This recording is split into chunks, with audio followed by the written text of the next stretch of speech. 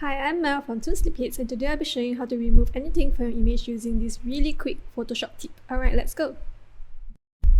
Okay, first up, you just have to go to the Photoshop, insert your image, and select the Object Selection tool.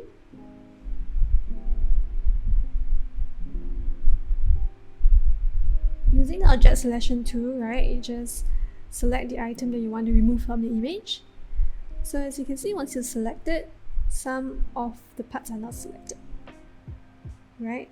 But that's okay because we're going to use another tool to remove it. So now we'll go to select, and we will go to modify, expand, and expand by pixel 30. Okay.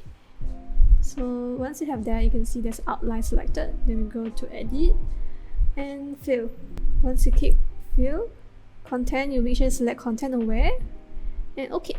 And there you go, the item is gone. So this is a really easy way to quickly remove anything from your image using Photoshop. Alright, let me know if this tip is useful.